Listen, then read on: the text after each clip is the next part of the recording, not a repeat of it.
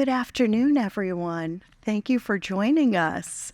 It's now my pleasure to introduce our guest speaker, Jessica Calarco, a professor of sociology at the University of Wisconsin-Madison and the author of 2 books, A Field Guide to Graduate School, Uncovering the Hidden Curriculum, published by Princeton University Press in 2020, and Negotiating Opportunities, How the Middle Class Secures Advantages in Schools, published by Oxford University Press in 2018.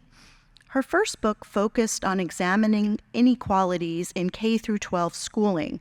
Her second book delves into another aspect of her research regarding inequalities in higher education. That includes work on digital divide among college students and work on how the resources students can access through their friendships really matter for college enrollment and completion. This led Jessica to write A Field Guide to Grad School, which uncovers the hidden curriculum of graduate school, things you're supposed to know that aren't especially or explicitly taught, and asks us to consider why the curriculum might be hidden at all. Dr. Calarco spoke at our very first Grad Futures Forum in 2020 when we were 100% virtual, and we're delighted to welcome her to Princeton's campus in person today. Please join me in welcoming Jessica Calarco. So thank you so much to to Dean Kubu for inviting me to be here today. Thank you to the Grad Futures team for putting on such a terrific event. And thank you to you all for being here, especially on a lovely day when we've had a chance to be outside and enjoy some spectacular nature, in addition to the academic work that we're all doing here today as well. So as I mentioned before, or as Dean Kubu mentioned, we're going to be talking today about this idea of the hidden curriculum. We'll start by talking about what this hidden curriculum includes and why it's hidden, and also why that hiddenness matters for inequalities in graduate school and beyond, and talk about what it would take to dismantle this hidden curriculum and make that kind of knowledge part of the more formal curriculum of higher education and academia instead. And then I'll talk through a couple of kind of commonly asked questions about what this hidden curriculum looks like and the kinds of skills and strategies that are useful for navigating in that regard. So first off, what is this hidden curriculum? The hidden curriculum includes all of the knowledge and skills and strategies that students are expected to know to be successful in graduate school and in academia, but that often aren't explicitly or purposefully taught. That could include, in many cases, things like how to write a literature review, or how to get funding for your research, or how to find effective mentors, things like how to turn your degree into a career. Certainly there are resources out there on these kinds of topics, but it doesn't necessarily mean that they're taught in a kind of systematic way to all students in a given program or a given university.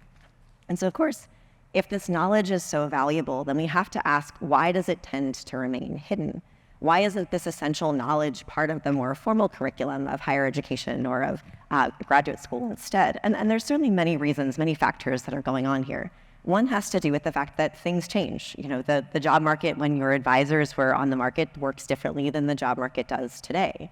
Another reason is that it's easy for faculty to forget things. There's sort of the absent-minded professor kind of a trope here, but it's hard for us when we're working with many students to remember who we've told what to, for example, and kind of who's in what stage, and keep track of what we have shared with different students at different points in time. So those kinds of more individualistic explanations are important, but as a sociologist, I'm also more attuned to the kinds of structural factors that can contribute to these kinds of hidden knowledges or the hiddenness of the hidden curriculum. And on that front, we see that the hidden curriculum of grad school also tends to stay hidden because academia doesn't reward faculty for being the kinds of teachers and mentors who help their students to develop these kinds of key knowledge, these key knowledge and skills. Instead, and particularly at universities that have PhD programs or graduate programs, the big rewards are often attached to research. Universities with graduate programs are often called research universities. And certainly those universities typically put a high value on the kind of work that faculty members are doing, that instructors are doing, as researchers first over things that they're doing with their students. Certainly there's some incentive to be a good teacher and a good mentor at the undergraduate level, But that's less the case with with the sort of graduate level education, in part because of where the money flows. When we think about the fact that for PhD students in particular, or doctoral students, oftentimes they are getting free tuition, which means that unlike with undergraduate programs, there's less of an incentive for faculty to sort of court those students. Certainly that free tuition matters a great deal, especially in a moment where high levels of student debt are a challenge for so many students. But it also means that there are challenges around sort of who is pushed in what direction to focus on teaching and mentoring, and kind of who is the priority for departments when it comes to high quality teaching and mentoring.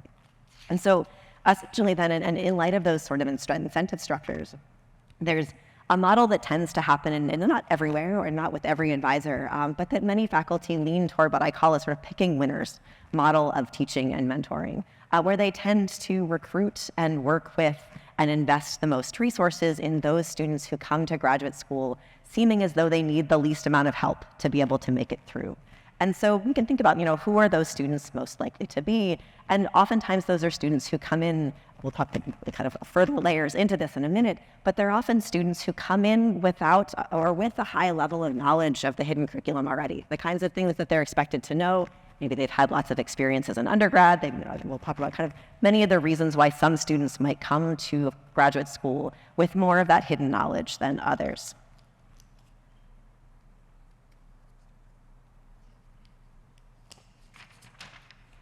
So this kind of picking winners model has benefits for professors. Certainly, if professors are investing in those students who come in already knowing the hidden curriculum, then those students often need less help to get up to speed when it comes to starting their own research or navigating classwork. And those students are often also better able to jump in to be supporting professors with their own research or with their teaching, for example. And so essentially, investing in students who come in with more of this knowledge benefits professors in the sense that it gives them more time and energy to focus on their research, which is oftentimes what they are rewarded for in the context of academia. At the same time, we have to think about kind of who loses with this model, and how this kind of a picking winners model disadvantages many students who come to graduate school, in part at least by keeping the hidden curriculum hidden, because there's very little incentive for professors, especially if they're kind of finding those students who already have this knowledge to begin with. There's even less incentive to try to kind of get everyone else up to speed in the process. And we'll talk about how this kind of a model certainly hurts many students, and especially students from systematically marginalized groups.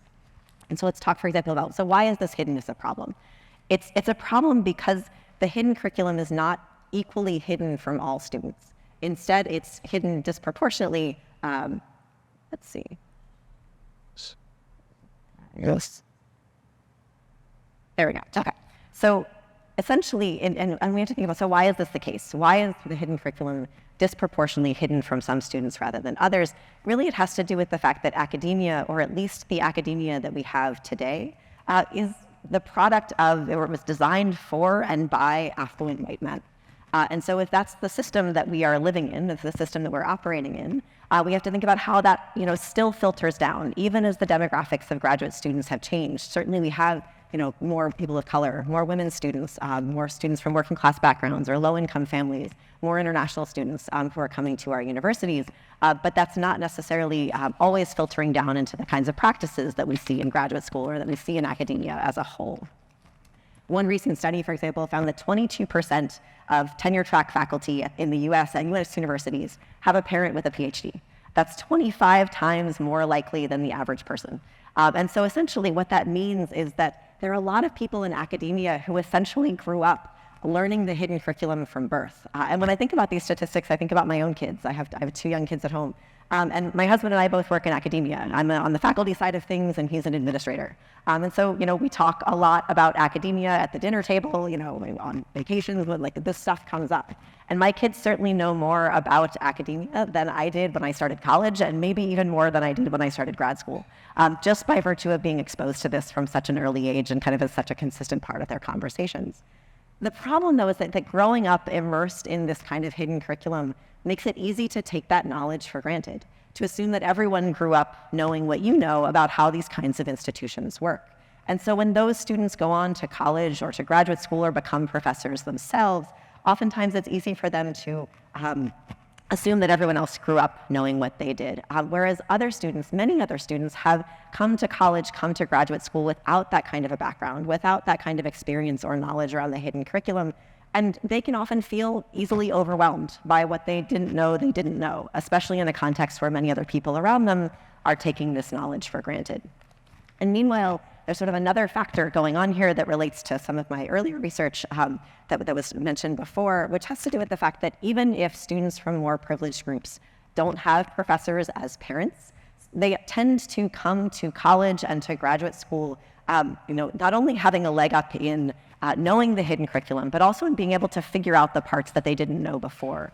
And that has to do with the fact that students from more privileged groups have a stronger sense of entitlement to ask for help, to ask for support, to ask for accommodations from professors, from teachers, from other people that they encounter in their academic careers. And research, including some of my own research, shows that that sense of entitlement starts as early as elementary school or even preschool, with kids from different backgrounds recognizing, because of their privileged status, that they are treated differently by institutions, and that shapes how they perceive their sense that teachers or educators are there to serve them and are there to help them meet their needs, as opposed to feeling as though there's kind of a sense of guilt or a sense of hesitation around asking for those kinds of supports, and kind of hearing the kinds of judgment that might come with that as well. So what that means is that by the time that these students get to graduate school, students from more privileged backgrounds are often relatively comfortable asking for recommendation letters, asking for help with, asking, hey, can I join your research team? Hey, can I work with you on this project?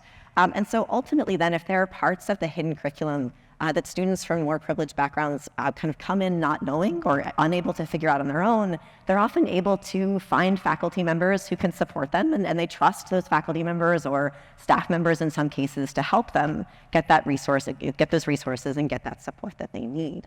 And at the same time, research shows that students from systematically marginalized groups don't always have that same sense of entitlement. And that what that means is that instead, and because of how their families and they themselves have been treated by institutions, they often worry about being perceived as a burden on others, being perceived as sort of not worthy of deserving that kind of help, or being judged for asking in those kinds of circumstances. And arguably, the hiddenness of the hidden curriculum amplifies these inequalities, at least in part by making it harder for those students to ask for help. It does so by fueling imposter syndrome. This is something we talk a lot about, that essentially if you see everybody else navigating this successfully, or feel like everyone else has this knowledge already, it can make you feel as though maybe I don't deserve to be here. Maybe I don't belong. Maybe this isn't a place for me. And that kind of imposter syndrome can be tremendously harmful for students. It can undermine their sense of self, and it can undermine their academic success. It can make it harder for them to get the kind of support that they need to be successful in their careers.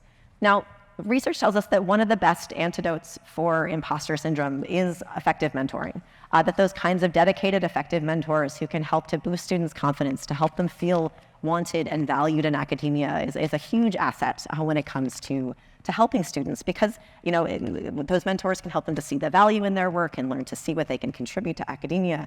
But unfortunately, and as I mentioned before, one of the challenges is that because academia has these kind of skewed incentive structures, there's not always the incentives in place that are necessary for faculty to be in that position to provide that kind of mentoring, especially for the students who may need more support in navigating the hidden curriculum, and also those students who may feel less entitled to ask for help, that aren't going to be the squeaky wheel that's sort of needing the grease in those kinds of situations. So meanwhile, we do know that this isn't the case for everyone. There are plenty of faculty members, plenty of staff members who do go out of their way to be effective teachers and effective mentors for students. But what we also know is that those faculty members are disproportionately scholars from systematically marginalized groups, particularly women scholars, scholars of color, LGBTQ scholars, scholars who are first-generation college students themselves or grew up in working-class families. And that brings us to another way that the hiddenness of this hidden curriculum tends to reinforce inequalities in academia. Essentially, because of the support that these faculty members and staff members are providing to students, and because of the way that they tend to are carrying a disproportionate share of the load, they're often overburdened with student requests. Students know who the good mentors are, and they're going to disproportionately go seek out those mentors. And it becomes a sort of self-perpetuating cycle in many departments or in many programs. And that kind of excess burden, certainly many of those faculty members deeply value the work that they are doing with their students, but it can take a toll on their careers, particularly when it comes to the time and the resources that they have available for making progress with their own research, for example, which can then, in some cases, lead to those faculty members not being granted tenure or not being granted promotions. Which then tends to further reinforce these inequalities in the sense that the faculty members and staff members who are putting in the time and resources on those fronts are not always rewarded in their careers and may not even be able to kind of stay in academia to continue filling those kinds of roles. So this raises questions about, so what should we do about this? If we have this hidden curriculum, if we know that this hiddenness is damaging students and hurting many faculty members, how do we address this, and what do we have to do? And I argue in the book that one thing we need to do is put a higher value on effective teaching and effective mentoring. And there's a number of ways that we could do that. And certainly we could invest more in teaching faculty and future faculty to be effective teachers and effective mentors. Many graduate programs right now PhD programs don't require students to receive training in effective teaching or effective mentoring. It's often an optional program that students can opt into, but it's very rarely required in many PhD granting institutions. Another thing that we'll talk about why this might be even more challenging is potentially shifting the incentive structures in academia in terms of thinking about how should we weigh research against teaching and against service, particularly when it comes to graduate teaching and mentoring, and making sure that faculty have both the sort of time and resources to dedicate to this work without pushing toward an overwork model, which we also know is deeply unsustainable. And then also thinking about how do we reward faculty for being good teachers and good mentors? How do we make sure that we are and rewarding them not only for the work that they're already doing, but for boosting their skills, for taking the time to learn better mentoring strategies, to learn how to work more effectively with students, while also acknowledging the challenges that come with things like teaching evaluations as a way to sort of allocate those kinds of rewards. So arguably one of the sort of potentially most successful pieces of this would have to do with ratcheting down those expectations around research or kind of recalibrating the system. But there's reason to question whether that would actually be the case. And arguably that's one of the most difficult changes we could potentially make, especially given how the system works right now. And that's in part because in the context of tight competition for academic jobs, tight competition for professor-type jobs, that tends to further ratchet up expectations for research. That's one of the first things that kind of increases, if you look at job market tracking over time, the number of publications that you're expected to have to get a job, to get tenure, has only kind of edged further and further up in recent decades, particularly in the wake of downturns in the market. And then there's also another factor here, which has to do with the fact that research expectations are baked into not only the structures of academia, but the funding structures of academia, in the sense that in our current moment, many institutions are deeply dependent on research funding for kind of research-based grants, indirects from those grants as a way to fund their universities. This is, it affects different universities in different ways, public and private, smaller and larger. But this is a big factor and certainly has a kind of dampening effect on any sort of efforts to think about what is a necessary level of research and how do we weigh that against other kinds of commitments that faculty members might be engaging in their careers. And so essentially this is challenging. And at the same time, and thankfully there are things that we can do in the short term to help us to address these lingering inequalities. And even as we're fighting for potentially larger systemic change, there's steps that we can take in the short term to unpack the hidden curriculum, to uncover this for students, and to make this kind of knowledge more accessible. And specifically, I'd argue that schools and departments and disciplines, one of the first steps that they can take is making the hidden curriculum, as much of it as possible, part of their formal curriculum instead. And making that hidden knowledge more formal would benefit not only students, but also faculty members and staff members who would have a sort of more systematic way of sharing that knowledge with students and potentially have to spend less time figuring out who have I told what and how do I make sure this knowledge is as accessible as possible. And certainly some departments and programs and universities have taken up this call. And I'm very grateful to the Grad Futures team and to the folks here at Princeton for all of the work that they are doing to make this kind of knowledge accessible, certainly through things like the professional competency model, which are aiming to put out skills and knowledge and help students to understand the kinds of, the parts of the hidden curriculum that are broadly applicable and that the students benefit from knowing these kinds of knowledge and skills, regardless of what type of program that they're in and regardless of what kind of career they're interested in pursuing down the line. And that's essentially one of my goals with the grad school book is to help support these efforts, to offer a resource for departments and for programs and for universities that want to make this kind of hidden knowledge part of the more formal curriculum. At the same time, this is if you picked up a copy in the lobby, it's a fairly long book. And so even with a fairly long book, it can't explain everything that students need to know to be successful in graduate school or in academia or in the kinds of careers that they might pursue with their graduate degrees. And there's just sort of too much variation in the hidden curriculum. There's too many parts that are discipline specific or university specific or job specific. That said, there are some kind of core parts of the hidden curriculum that are widely applicable, things that you would benefit from knowing if you're getting a PhD in history or a master's degree in engineering, that there's kind of knowledge that is core to all of these parts of graduate school. And that's the knowledge that I try to share in the book, in the graduate school book. Most of the chapters are centered around uncovering these sorts of widely applicable parts of the hidden curriculum, while also boosting students' skills to be able to uncover the other parts of the hidden curriculum for themselves in terms of learning how to navigate those interactions, to find the good mentors, for example, who can help you to understand the parts of the hidden curriculum that are specific to your particular discipline or to the jobs that you want in your careers. And so along those lines, I don't have time today to go through all of the chapters and all of the pieces of information included in the book, but I did want to highlight kind of two key pieces that are some of the parts that students often want to chat with me the most about when I meet graduate students and have a chance to talk to them. And specifically, that includes how to build a team of mentors, and then also how to advocate for yourself and help to make sure that those mentors are as effective as possible in supporting you in your career. So let's take a look at this first question first. So building a team of mentors. I think it's important to note, students often ask me, like, how do I find a good mentor? And it's interesting how it's often phrased, like a good mentor. And one of I try to kind of push them and challenge them to think about it doesn't just have to be one person. Really, you should have a whole team of mentors. I mean, if you're doing a dissertation, for example, you're going to need a whole committee, which may be 4 or 5 or 6 people. And so you need to get to know a whole bunch of faculty members and not just one.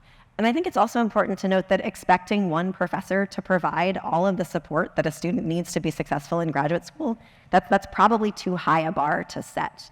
And so instead, I tend to encourage students to think about, how do I sort of fill in different slots on my mentoring team? How do I make sure that I'm getting my needs covered in core ways? And in the book, I suggest that a good mentoring team has people who can help you with a wide range of different needs. A topic person, for example, someone who can help you navigate the kinds of intellectual debates in your field and see where the work that you're doing fits into those intellectual debates, how to frame your research in a way that contributes to the field. It also has a methods person, someone who uses the kinds of tools that you are interested in using in your research. Those might be physical tools in a lab, those might be kind of theoretical tools with more kind of theoretical types of work, but you want someone who can help you think through the challenges of these different approaches, understand the limitations of these kinds of tools, and get a sense of how can you apply these most effectively in your work and troubleshoot challenges that come up along the way. It's also tremendously helpful to have what I like to call like an advice or planning person, someone who understands and respects your career goals and is willing to sit down with you and say, okay, if this is where you want to get to in your career, what do you need to be doing 2 years from now? What do you need to be doing 6 months from now? What do you need to be doing this week to make sure that you're set up for success in that process? Who can help you sort of think big picture about the kinds of trajectories that you want in your career.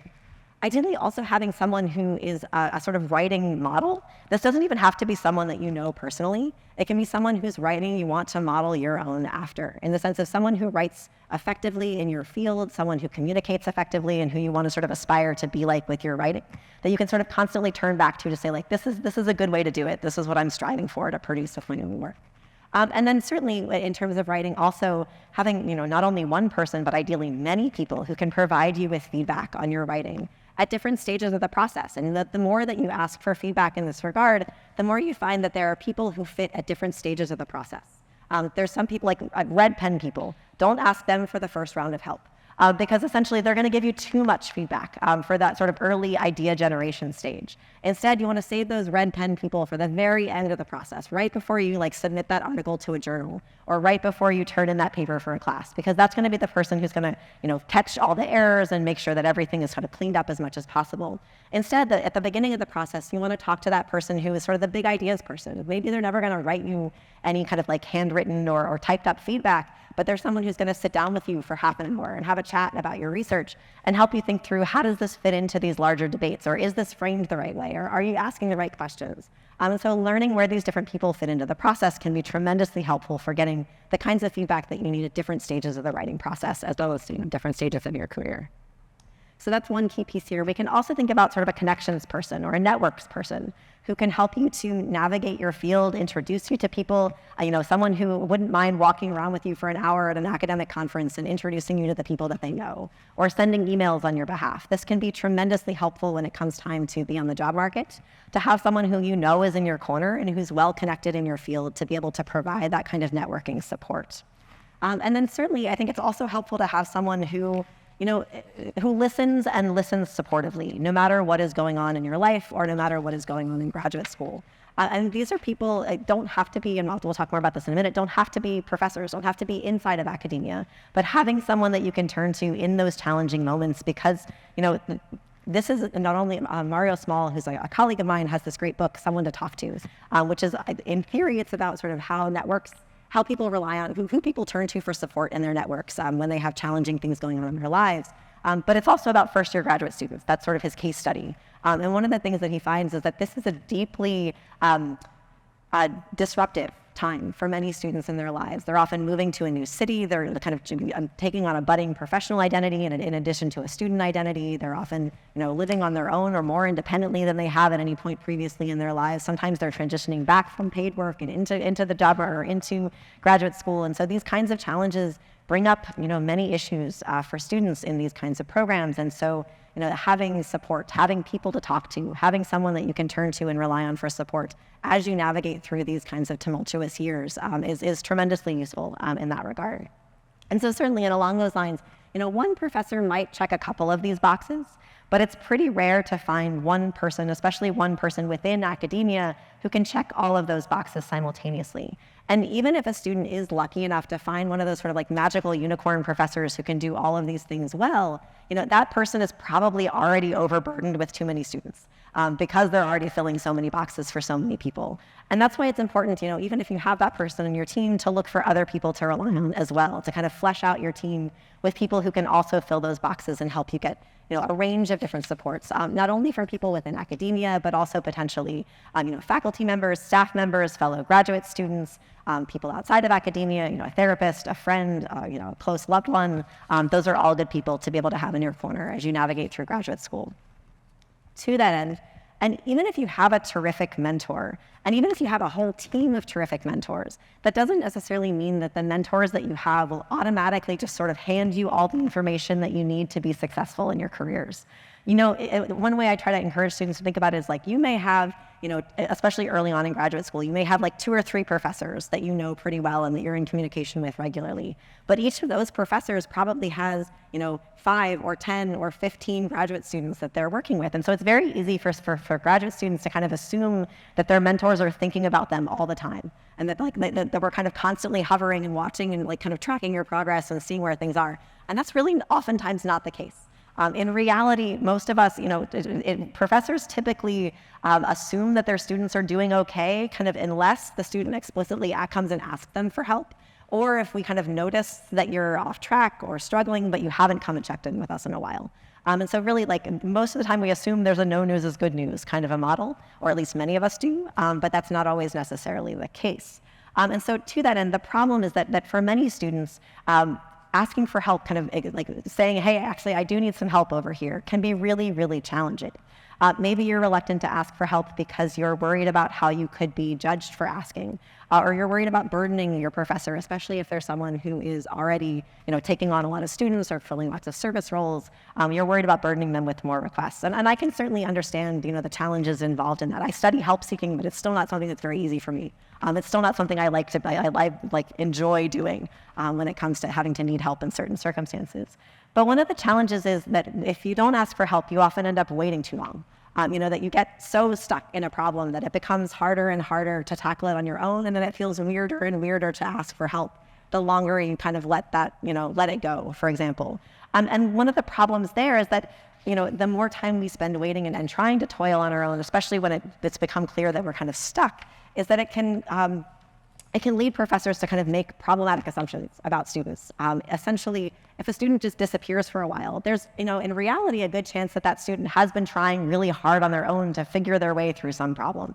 But it's easy for their faculty members, for their advisors to assume that student must just not be doing anything, or maybe they're just not invested in their success or in their career. And so essentially, there's reason to worry about not asking for help in those kinds of moments because of how you might be perceived as someone who isn't invested, and how that might then risk professors deciding not to invest in you. And so I think that, we have to be careful about, and we'll talk more about in a minute, about kind of remembering that there is kind of value in asking for help. So essentially, ultimately then, if you want to be able to kind of make the most of your mentors, make the most of your team of mentors, you do have to learn to kind of be your own advocate in these situations as well. And so that means kind of actively looking for ways to help yourself get ahead, but then also knowing when it's time to ask for help and time to ask for support as well. So let me break this down a little bit. So first, in terms of, there are things you can do on your own, especially when it comes to sort of long-term career planning. You can take some steps on that front. There's lots of resources through career centers, through graduate schools oftentimes have these kinds of resources for students. And you can also do some kind of individual mapping on your own. Find those people in your field or in related fields whose careers you could imagine aspiring to have one day, and kind of find their CV, or find their resume and track, where did they go to school? What kinds of awards or fellowships did they apply for? Where did they do internships? And those can be kind of roadmaps for you as you start to think about what are the kinds of choices that I could potentially make in my career. And so essentially kind of mapping these ideas out can give you a sense of how to choose to spend your time. For example, in graduate school, you may have decisions about, do I spend my summers focused on doing research with professors, or do I spend my summers getting internships in the community or in business or in government? And so, knowing which of these two paths is more common for the people who have the kinds of careers that you want down the line can give you a sense of how to make those strategic choices and how to spend that time that you have, or how to invest your time, because, we do have limited time, even in graduate school, to kind of figure out these different parts of our careers. And so, at the same time, your advisors won't tell you which of these paths to take, but they can also be resources for you as you're trying to parse, these different types of career paths that you can take. And you can do this research on your own, but there are oftentimes questions that come up in this process, and places where you might get stuck, where you're like, do I apply for this fellowship or that fellowship? What happens if I, get two fellowships? How do I choose between the two? Or lots of other questions that can come up along the way. And in those kinds of moments, where you're kind of stuck in the process, where it becomes really important to ask for help and to ask kind of for support from the kinds of people that are around you. And I'd say there's sort of two key areas or two key situations where asking for help in graduate school is essential. The first one is kind of easier. This is when you find yourself at an impasse, when you literally can't get to the next step or to the next stage without someone else's help. So, things like needing approval to take a class, or needing approval to apply for a certain fellowship, or getting a letter of recommendation for a job. And this is, I think it's important in these situations for students to remember that doing that work for you is part of our job. Students, especially if you've already identified someone as your advisor, asking for a letter of recommendation, asking for support in those kinds of ways should almost be taken for granted. And this is, what I tell my students, like, if I've signed on as your advisor, you can just assume that I'm going to write letters for you. Just let me know, make sure you give me enough time, and I'm always happy to do so for you. And so I think that's, ideally the way it should be. That's not how all mentors treat those relationships, but assuming by default that if you have an advisor, if you have someone that you have a formal relationship with, they will be willing to do that, can kind of ease some of the burden in asking for help in those moments. Those are sort of the clear cases. The second set of essential help-seeking situations is a little bit harder to identify. Specifically, you want to ask for help when you find yourself in a situation where you've been toiling away at something and feeling like it's taking you longer than you're supposed to, or longer than it seems to be taking other people around you in the process. Maybe it's taking you forever to figure out how to write the statistical code for your master's thesis, for example. Or maybe you know that you're supposed to be writing your dissertation proposal, but you're just not really sure where to start. And so you've been sort of spinning your wheels for a couple of weeks, kind of trying out drafts and not really sure how to move forward. Of course, in those situations, there are resources online and kind of on campus that you can turn to, but blog posts with statistics stuff, or resources around suggested dissertation outlines. But if you're finding it hard to either find those resources or apply those resources to your specific case, then that's where it becomes really critical to ask for help in those kinds of moments. Because your professors won't necessarily know how much work you've been putting in behind the scenes, and you want to make sure that they see that you're invested. You want to make sure that they see the work that you're doing, and get a sense of how they can be strategically helpful for you as you navigate in your careers. And so in those kinds of moments, that's where it becomes critical to reach out and ask for help, because that kind of timely support, getting support not 6 months into a problem, but as soon as it becomes necessary to have that kind of support, can help you to keep from sort of falling off track, and also kind of make it easier in the long term, and reduce the chances that you're going to need an off ramp in the long term, as opposed to kind of getting support in the short term instead. Now, at the same time, knowing when and how to ask for help doesn't necessarily ease some of the emotional or mental burden that comes with asking for this kind of support in graduate school. But there are a few things that I'll share with you that will hopefully be helpful in alleviating some of that stress or some of that guilt that can come with it. So first, remember that the work that you are doing is valuable and important. You have so much to contribute. You wouldn't have gotten into your program if you didn't. Almost every graduate program is far oversubscribed, gets far more highly qualified applicants than they're able to admit. You deserve to be here if you are here. And so remembering that and kind of reframing the way that you think about help seeking, not as burdening someone else, but as investing in your future success and helping your university, helping your program, helping your advisors to get the most out of their investment in you. Because they're going to benefit the most when you are able to be successful. And so thinking about it as a way to get the most out of the investment that they've made. Second, if you find yourself struggling with how to ask for help, look for templates. This is one of my favorite parts of the grad school book. There's a whole bunch of suggested email templates in there for commonly asked questions, things like if you need to change advisors or if you need a recommendation letter. And having those kinds of templates, I included them in there after seeing a PhD comic showing a sort of illustrated version of the amount of time that graduate students spend writing emails versus the amount of time that faculty members spend composing the reply. And I think it gets at this idea that there's a huge power differential in academia between graduate students and professors, and that power differential can lead to a huge amount of stress for students when it comes to asking for help or asking for those kinds of supports that they need. And so essentially it can feel like there's a lot at stake in those moments. And my hope is that having those kinds of templates, at least having a place to start with those kinds of requests, can make it easier, can take some of that burden off. Though I'd also add in here, one of the things I've been recommending for students lately, there's a lot of talk when it comes to academic service work about having a no committee, having people who can help you decide, which things not to do. I think it's also really important to have a yes committee, which is the people who will literally be on the phone with you or sit there in the room with you when you try to click submit on that article, that you're submitting to a journal, or clicking submit on the proposal that you're submitting to a conference, or sending that email to your professor. Having those people who will be yes, you can do this, it's okay, just let it go. Those people are really important too, and arguably just as important as that no committee. And third and finally, and this gets back to what I was saying before, please don't feel guilty about needing your professor's time.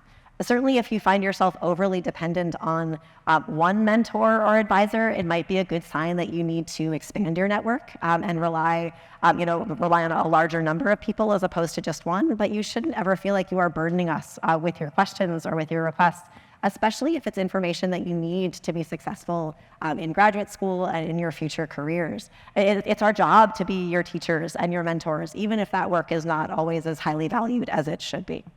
So I will leave things there for today and open things up for Q&A. I do want to ask you, though, beforehand, I'm in the process of working with Princeton University Press on fleshing out the possibility of a second edition of the graduate school book. And I'd love to get your feedback. There's a link to a survey up here that has just a couple of quick questions about what would you like to see added to the book if you've had a chance to take a look at it before, some topics that we've kicked around for things that we could add. But thank you all so much for being here today, and thank you again to the team for putting this together and for inviting me. Thanks.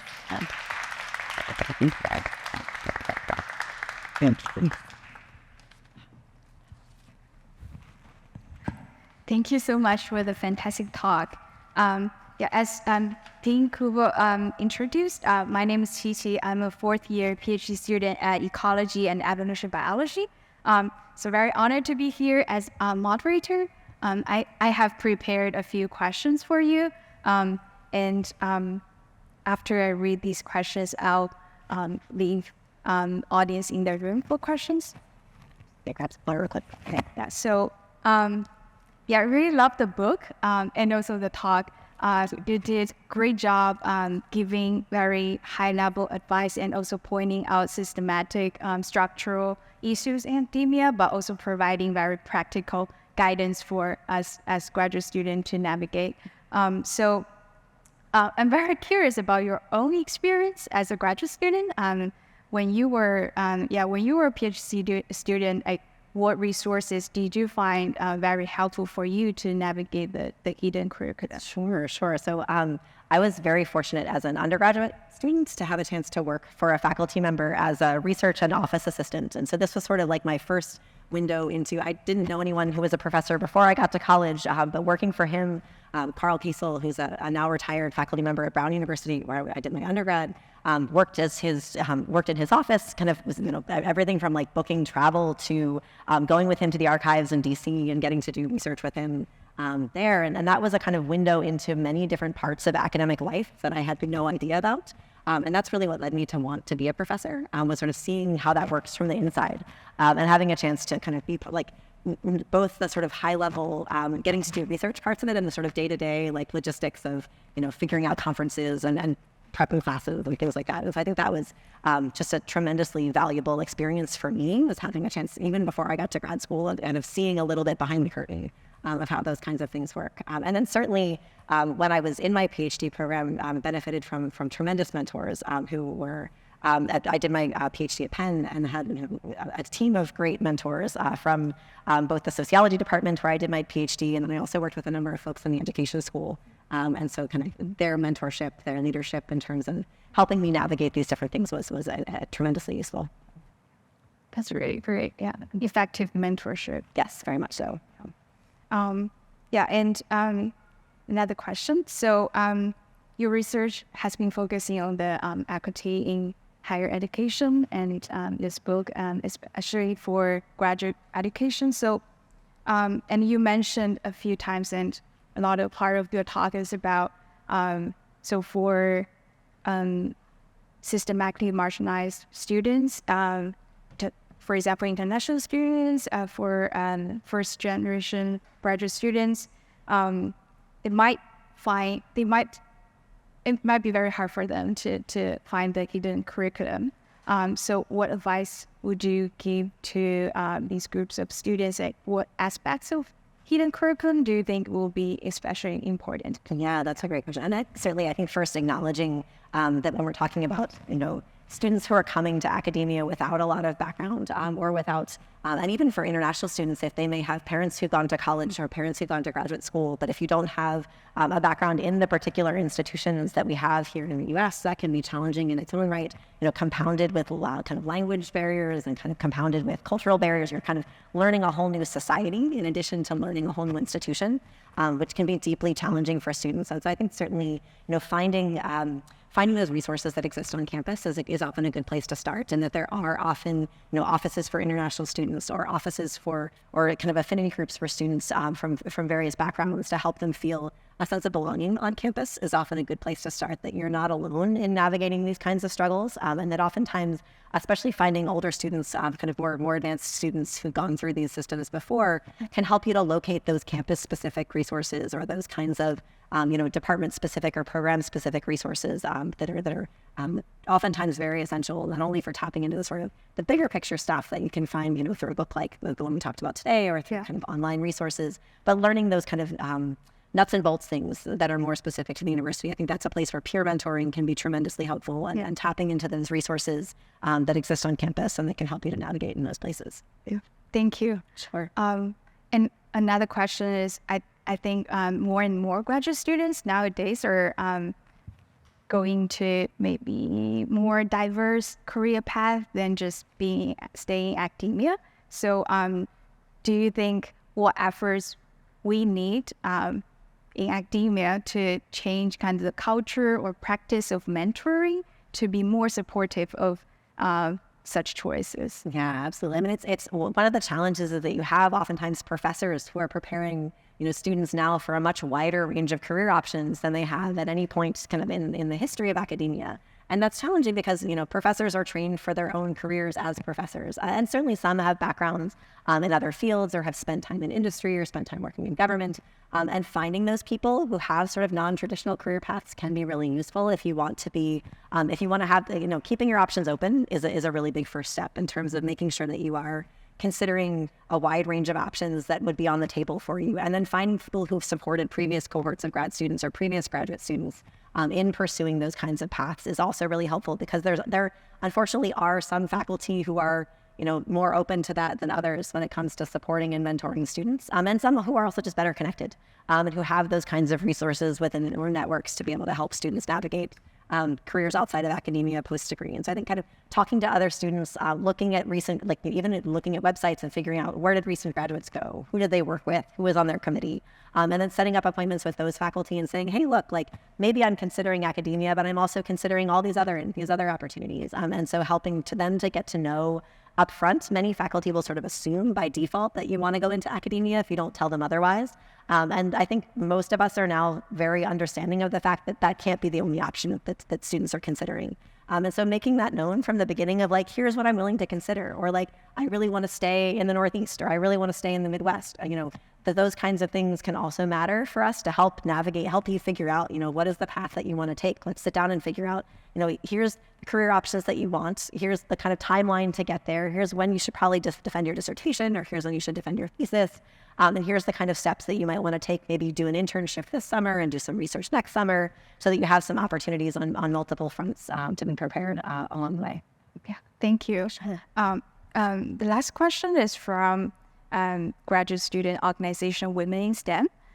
So they ask, throughout graduate school, you're exposed to many new experiences. So what is your advice for students who change their minds during graduate school for their career goals? And how can students best pivot or adopt new skills to build new networks to meet their new goals? Yeah, I think it's one of the things to keep in mind is that it's tremendously common for students to change, to have a pivot of some kind in their graduate school career. That could mean, for me, that meant changing my dissertation topic while I was already in the field conducting research, and figuring out, how do I do this? How do I pivot? Changing advisors too. I had a faculty member who joined the department that I was part of, and kind of having to figure out, she's actually the perfect person to be my mentor for this project, and how do I negotiate that with the people that I'm already working with?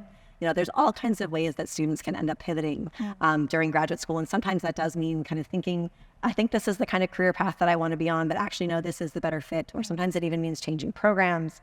And so I think that's a place where, being open and communicating openly with the people around you is one of the best ways to get support. Students often feel worried about how might I be judged if I said this one thing, but now I want to go somewhere else. But really, I think most of us understand that these kinds of pivots happen, and they don't look the same for every student. But making sure that the people around you are aware of the ways that your thoughts are changing, and having those conversations frequently and often, especially with that kind of advice planning person on your mentoring team that can help you strategize about okay, if this is the pivot you're making, here's the resources, here's the people that you need to be talking to, or here's and maybe you don't need to go to these conferences, but it makes more sense to go to these conferences, or it makes more sense to join this organization versus that organization. And really, that's a place where people who are already kind of leaders in those fields can help you navigate those kinds of choices in a way that you don't have to do on your own. Yeah. That can be hard to figure out, especially if you're sort of over here and where you want to be is over there. Yeah. Yeah. So really getting help from connections, community. Yeah. And don't be afraid to have the conversation openly. Yeah. Yeah. And is there any questions in the audience? Yeah. And oh, sorry. Yeah, one question. Yeah, go ahead. Perfect. Thank you. Yes.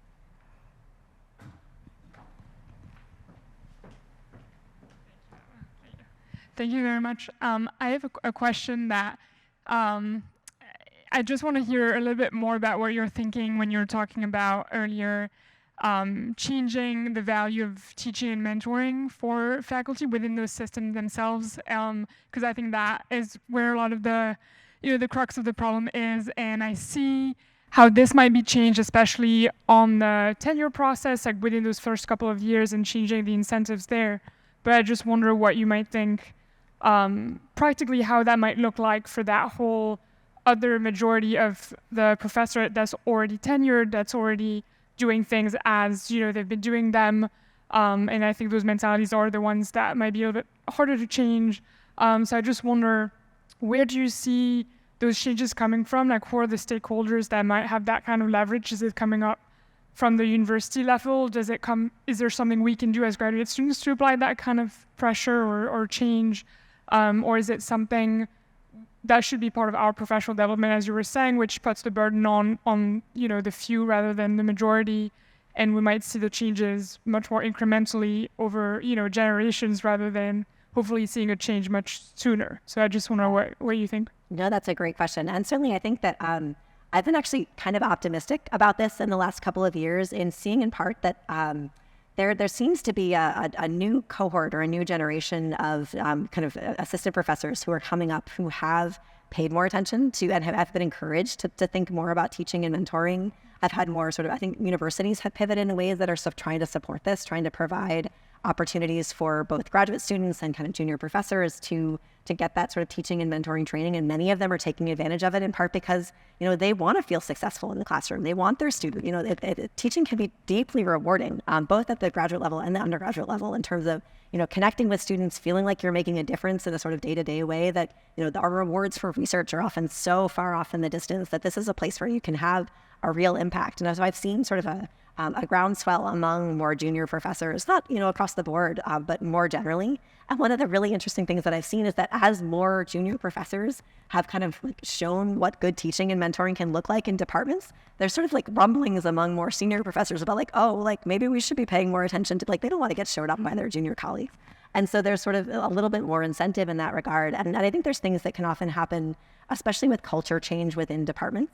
At the University of Wisconsin, where I am now, there's a great resource that's been developed by a group on campus called the Discussion Project, which is essentially either a semester-long or a kind of multi-day workshop, a kind of intensive workshop, where you learn how to have better discussions in class. And you do this in part by participating in discussions. And our department has heavily encouraged faculty members to get involved, to the point where it's sort of you're kind of almost judged if you don't do it. And so that becomes a sort of a culture shift in a way that can help to push not only people who are sort of at the beginning of their careers and looking for as many tips and strategies as possible, but also for those folks who are maybe doing the observations of their junior colleagues for tenure and saying, oh, wow, this is really effective. I'm seeing how they're putting this into practice in their classrooms. And that can be a place where we can start to see, culture shift on the smaller level. I think it's hard to sort of mandate, but I think there's more potential for shifting cultures and shifting sort of norms within smaller spaces, and using that as a way to encourage folks to take this seriously and to invest in the kinds of, the resources that universities are already investing in to provide support with teaching and learning, and making sure that faculty members and instructors are taking advantage of those as much as possible. Yeah, thanks.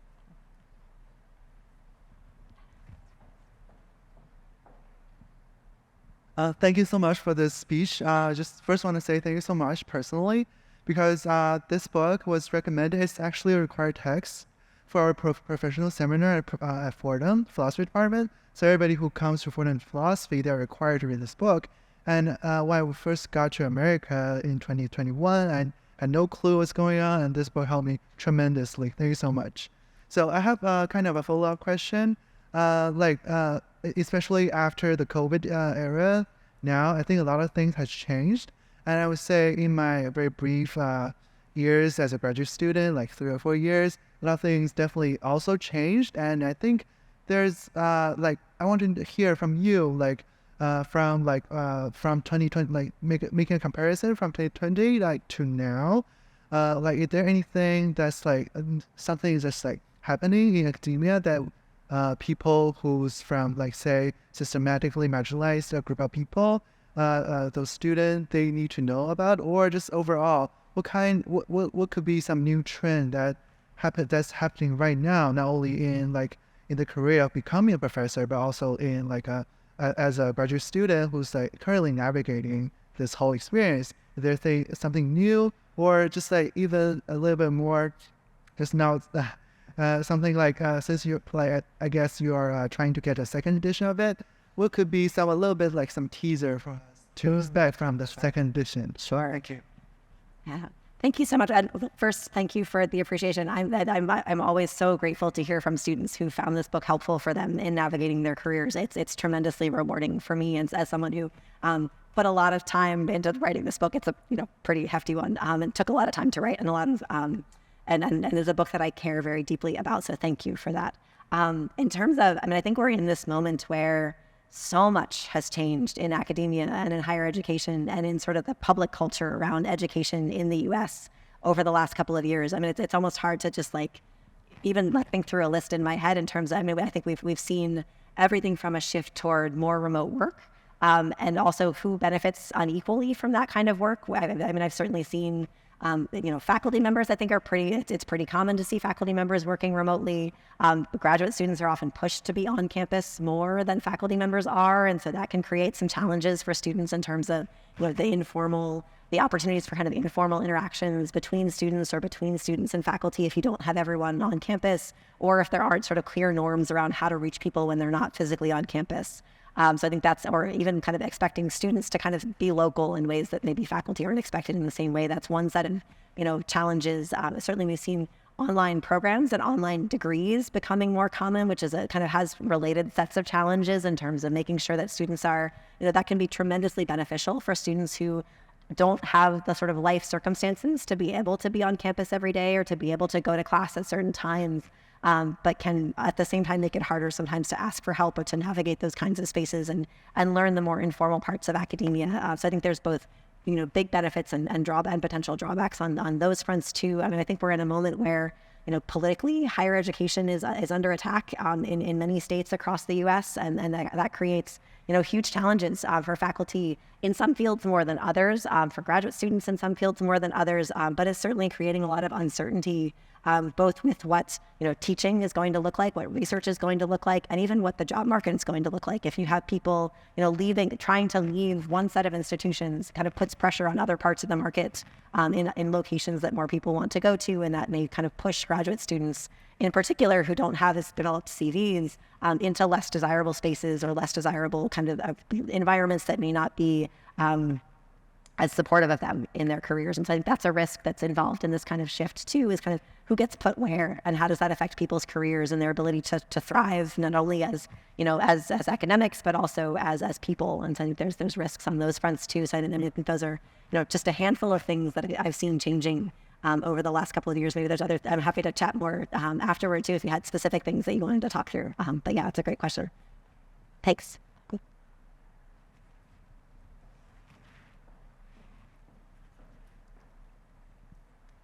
Hello, thank you so much for the talk. My question was, could you provide some advice on how to form connections with faculty members outside of my advisor when I don't really feel like I have something explicit to ask for help? Yeah, that's a great question. So kind of can I make sure I'm getting your question correctly? So how to have a conversation with your advisor if you don't have a specific question, but you just want to kind of strengthen that relationship and kind of make sure that you're staying connected. Is that right? With other, but meeting new advisors, is that right?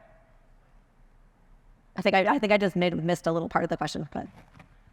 Clarity. She's asking, how do you establish or have a conversation with a professor other than your advisor? Sure. So, yes. When you don't have any specific question to ask, but you just want to have a conversation. Yes. Yeah, no, great question. And so certainly this is, a place where it can be hard to figure out who those people can be on your team if you don't have a chance to get to know them first. And so certainly, I think this is part of what office hours are for, is to make sure that professors have carved out time in their schedule during the week that they're available to meet not only with their current students, but also with other students who might be interested in getting to work with them or getting to know them. One opportunity is take a class with them. If they're teaching a class that's related to a topic that you're interested in, that can certainly be a way to open a door and start having conversations around the work that you're doing in class. That's probably the easiest way to get to know a new faculty member who is not your current advisor. But beyond that, certainly you can ask, if there's a person who maybe has taught a class in the past that they're not teaching right now, but is related to your research interest. You can reach out to them and say, hey, I know you've taught this class previously. It's not being taught right now, but I'd love to kind of pick your brain. I'd love to chat with you a little bit about, that topic and what you know. I'm kind of thinking of doing research on those areas. And I'd be curious to hear your thoughts on kind of my proposal or my ideas for the research that I'm thinking of doing. So it can be both, specific to the kind of teaching that they do. You can, if they have a new publication that just recently came out, you can say, hey, I saw you have this new publication. It's related to the work that I'm interested in doing. I'd love to just hear more about that process of how you came up with the research question or how you carried out this research. Or it might be a place where you say, hey, I have this idea and this other professor told me that I should talk to you. That's a perfectly fine reason too. And oftentimes a good advisor or a good mentor will help you to make those connections and identify those people who you probably should be talking to because there's overlaps in your interests or there's overlaps in your methods or it's someone who they think would just be a good fit for you. And so certainly you can lean on your current advisor to say, hey, can you make an introduction for me? Or can you kind of can I use your name and say that you told me to go talk to this person if you can't figure out another way? So there's lots of, ways to navigate those kinds of situations, both on the more personal side and then sort of the more network-based side to figure it out. But yeah, that's a great question. Okay, one more. Four. Okay. Thank you. What advice would you give to graduate students who consistently receive kind of advice from their advisors to focus more on their research and then forget about teaching because they know what teaching is? And what would you give? I say this because I have experienced a lot of junior faculties who are excellent researchers, but very bad teachers in the classroom. Yeah. So what advice would you give to our current grad students, so that, especially those that are hoping to pursue faculty careers? Yeah, I mean, I think it makes me sad when I hear that kind of advice from faculty to students, like, oh, just don't focus on teaching, just focus on your research.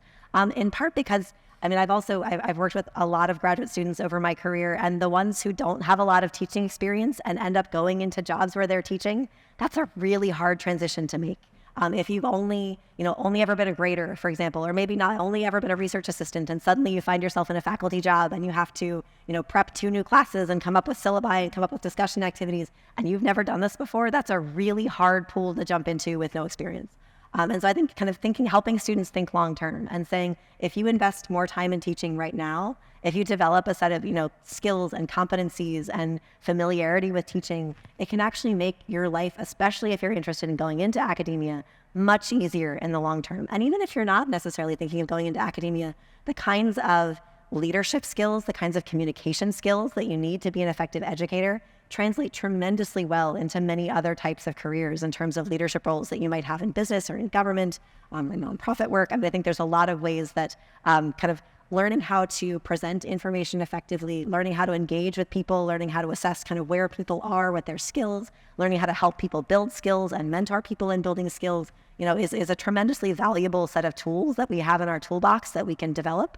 And so I think, helping students to reframe what they think about teaching as, and that it doesn't also necessarily have to be counterthetical to the research that we're doing. It can help to inform our research, and certainly looking for ways to get your students involved in your research, or help students to understand, what research possibilities are out there, or building your courses around questions that you're interested in developing with your research. So that can be a way to learn a new literature, for example, or learn a new subfield that you're maybe dabbling in with your research and you want to teach a class on it as a way to kind of, beef up your knowledge and increase your confidence in those fields. So there's lots of ways to think about investing more in teaching and how that can be a strategic investment for students at that stage of their career, not only to not be unprepared later on, but also to kind of boost the kinds of skills that can be tremendously useful throughout their careers. Yeah, thanks. Thank you so much, Professor Carl. I think, thank you for all the fantastic answers. And I'm sure people in the audience, like me, I feel really heard and seen as a graduate student. And if you stay at the reception, you can talk more with our speaker. And Dean Kuva will talk about the details about the networking session and reception. So. You can all join me in a round of applause to thank Professor Calarco and Kichi for a lovely moderation of so many great and thoughtful questions that you had. We also have a small token of our appreciation for That's very good. Thank you so much. Yeah, thank you all for being here. Oh, and thank you for bearing with me for my voice, which is like on its way up. But anyway, thank you. This has been super fun and a great chance to get to meet you all. And I look forward to chatting more during the reception. Thank you.